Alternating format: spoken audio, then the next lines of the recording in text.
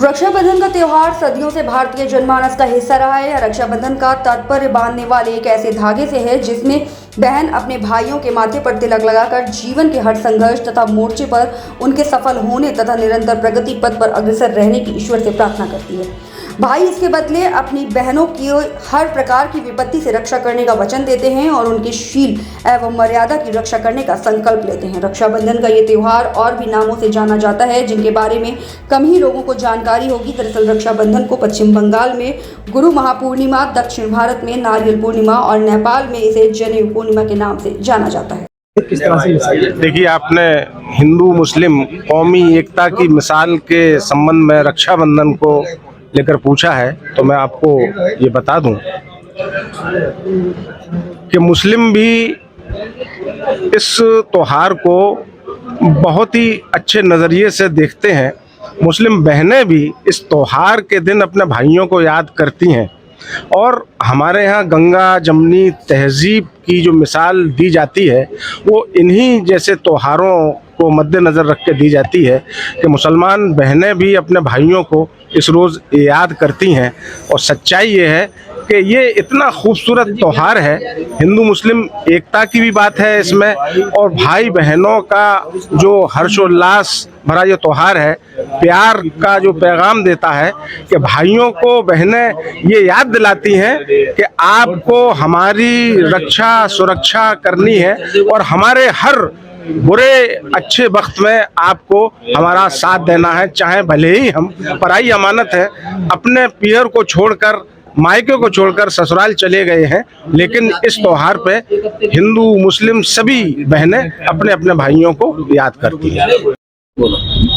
रक्षाबंधन भाई की कलाई में राखी बांधती है बहन और अपनी रक्षा की गुहार। जैसा कि अध्यक्ष जी ने बताया कि राजा बलि से अपने पति विष्णु भगवान को मुक्त ले जाने के लिए उनने उन्हें कलाई पे राखी बांधी थी, तो बदले में उनने विष्णु भगवान को अपने सामने से मुक्त कर दिया था। के अंदर किस तरह की भावना होती है इस बंधन को लेकर? बहन भाई बहुत ही पवित्र रिश्ता है और इस पवित्र रिश्ते को आगे चलाने के लिए रक्षा सूत्र के रूप में हमारी जो बहनें हैं वो अपने भाइयों से की कलाई में राखी बांधती हैं। इस राखी से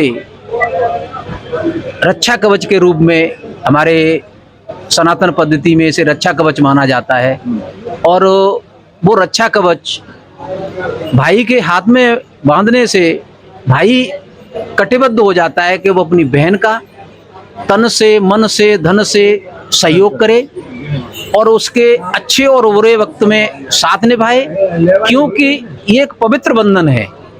इस पावन पर्व पर सभी भाई अपनी बहनों को उपहार स्वरूप, आशीर्वाद स्वरूप, रक्षा कवच के रूप में उन्हें आश्वासन देते हैं और वचन देते हैं कि जब तक रहेंगे तब तक हम आपको सुदृढ़ तरीके से सहयोग करते रहेंगे। और रक्षा सूत्र एक ऐसा सूत्र है, जैसे हमारी सनातन पद्धति कहती है कि जो रक्षा सूत्र है, जो कलावा हम बांधते हैं, तो सनातन पद्धति में कलावे को पवित्र माना जाता है। ये राखी बांधने की परंपरा कहाँ से किसके? देखिए, राखी बांधने की परंपरा सनातन पद्धति से है। राजा बलि और विष्णु ने जब राजा बलि से वर मांगा था, उस समय की समस्त परंपरा है। इससे पहले मैं आपको बताऊं, पत्रकार जी की अहिल्याबाई पर उनके राज्य पर हमला कर दिया था। उस समय अहिल्याबाई ने भारत के सम्राट उस समय हुमायूं थे, उनके लिए राखी भेजी थी अपने दूत के माध्यम से।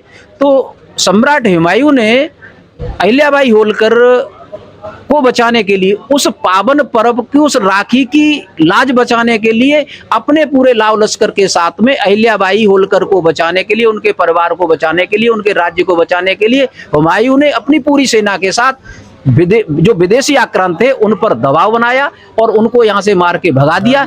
उस समय से भी हमारे जो सौहार्दपूर्ण वातावरण है, हमारे मुस्लिम भाई, सिख भाई, ईसाई भाई, हिंदू तो मनाते ही हैं, सनातन पद्धति को मानते हैं, मगर मैं जहाँ तक जानता हूँ कि हमारे यहाँ डिस्ट्रिक्ट फिरोजाबाद में बड़ा सौहार्दपूर्ण से वातावरण चल रहा है। मुस्लिम, सिख, ईसाई सभी लोग इसको मनाते हैं। धन्यवाद। रक्षाबंधन पर्व है, इसकी एक कहानी है, आपको बताता हूँ।